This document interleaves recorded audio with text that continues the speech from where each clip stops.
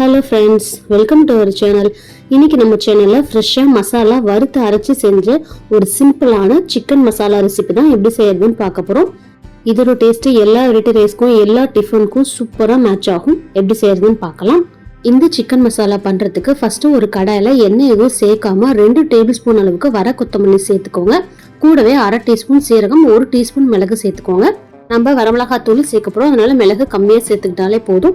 வாசனைக்காக 1/4 டீஸ்பூன் சோம்பு, 1 ஏலக்காய், 2 கிராம்பு, 1 இன்ச்சு பீஸ் பட்டை ஒன்று சேர்த்துட்டு இது எல்லாத்தையுமே எண்ணெய் கொஞ்சம் கூட சேர்க்காம ட்ரையா வறுத்து எடுத்துக்கலாம். அடுப்பை லோ ஃப்ளேம்ல வச்சுட்டு பொறுமையா வதக்குங்க. அப்பதான் மல்லி நல்லா வறுபட்டு வரும்.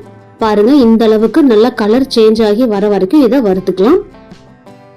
இப்ப இதை வறுத்துட்டு நல்லா ஆற வச்சதுக்கு அப்புறமா ஒரு மிக்சி ஜார்ல சேர்த்துட்டு நல்லா நைஸா பவுடர் பண்ணி எடுத்துக்கலாம். நம்ம சேர்த்திருக்க 1/2 கிலோ சிக்கனுக்கு இதோட அளவு கரெக்டா இருக்கும். பாருங்க, இந்த அளவுக்கு நைஸா பவுடர் பண்ணி எடுத்துட்டு அடுத்ததா சிக்கன் மசாலா செய்யறதுக்கு அதே கடாயில 2 டேபிள் ஸ்பூன் அளவுக்கு எண்ணெய் சேர்த்துக்கோங்க.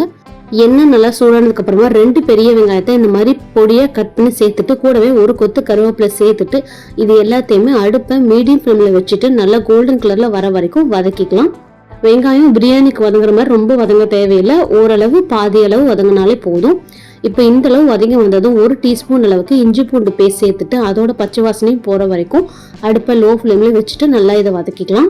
இது சிக்கன் ரெசிபி தான் அப்படிங்கறதுனால இஞ்சி பூண்டு அதிகம் தேவையில்லை, கம்மியான அளவுல சேர்த்தாலே போதும். இப்போ பாருங்க, இஞ்சி பூண்டு நல்லா வதங்கிடுச்சு. இப்போ அடுத்ததான் இதுல சிக்கன் சேர்த்துக்கலாம். நான் இன்னைக்கு 1/2 kg அளவுக்கு சிக்கனை இந்த மாதிரி குட்டி குட்டி பீசஸா கட் பண்ணி சேர்த்துட்டு இது கூடவே சீக்கிரம் வதங்குறதுக்காக 1/2 டீஸ்பூன் அளவுக்கு உப்பு சேர்த்து இதை நல்லா ஒரு டைம் மிக்ஸ் பண்ணி விட்டுருங்க. அடுப்பை லோ ஃப்ளேம்லேயே வச்சு இதை நல்லா மிக்ஸ் பண்ணி விடுங்க. ஒரு டைம் நல்லா மிக்ஸ் பண்ணி விட்டதுக்கு அப்புறமா இதில் மசாலா பொடி எல்லாமே சேர்த்துக்கலாம். 1/4 டீஸ்பூன் அளவுக்கு மஞ்சத்தூள் சேர்த்துட்டு 1/2 டீஸ்பூன் அளவுக்கு தனி மிளகாய் தூள் சேர்த்துக்கோங்க.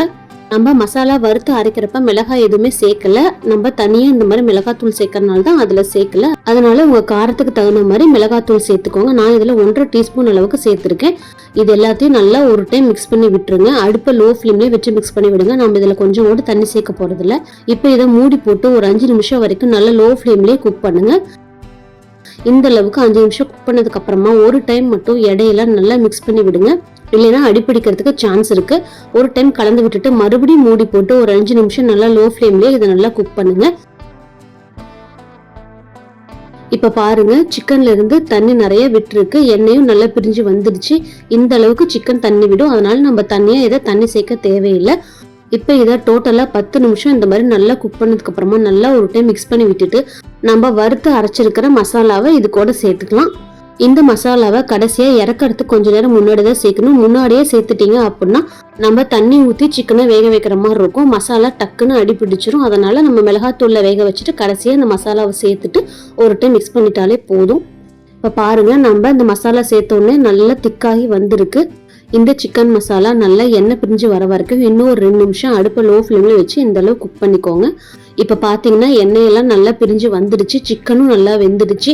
நம்ம மசாலாவை ஆல்ரெடி வறுத்து தான் சேர்த்துருக்கோம், அதனால மசாலா பச்சை வாசனை அடிக்காது. இது கடைசியாக ஒரு 2 நிமிஷம் குக் பண்ணாலே சிக்கனோட நல்லா மிக்ஸ் ஆகிட்டு பச்சை வாசனை எல்லாமே போயிடும். உங்களுக்கு சாப்பிட்றதுக்கும் நல்லா ஃப்ளேவர்ஃபுல்லாக சூப்பராக இருக்கும். இந்த சிக்கன் மசாலாவுக்கு தக்காளி, தேங்காய் எதுவுமே தேவையில்லை. இது மெயினாக எல்லா டிஃபன் கூடயும் ரொம்பவே மேட்சாக இருக்கும். இட்லி, சப்பாத்தி, இடியாப்பம், பரோட்டான்னு எல்லாத்து கூடயுமே சூப்பர் காம்பினேஷனாக இருக்கும். அது மட்டும் இல்லாமல் எல்லா வெரைட்டி ரைஸ் கூடயுமே ரொம்ப சூப்பராக இருக்கும். சாப்பிட்றதுக்கு அவ்வளோ ஜூஸியாக இருக்கும். பாருங்கள், நல்லா குக் ஆகி நல்லா ஜூஸியாக வந்திருக்கு. இந்த சிக்கன் மசாலாவை உங்கள் வீட்லேயே கண்டிப்பாக ட்ரை பண்ணி பாருங்கள். நம்ம சேனல்லே நிறைய நான்வெஜ் ரெசிபிஸ் போட்டிருக்கோம், அதோட லிங்க்கும் டிஸ்கிரிப்ஷனில் தரேன், கண்டிப்பாக அதையும் செக் பண்ணி பாருங்கள். நம்ம சேனல் உங்களுக்கு பிடிச்சிருந்தா லைக் பண்ணுங்கள், ஷேர் பண்ணுங்கள், மறக்காமல் சப்ஸ்கிரைப் பண்ணுங்கள். தேங்க்யூ.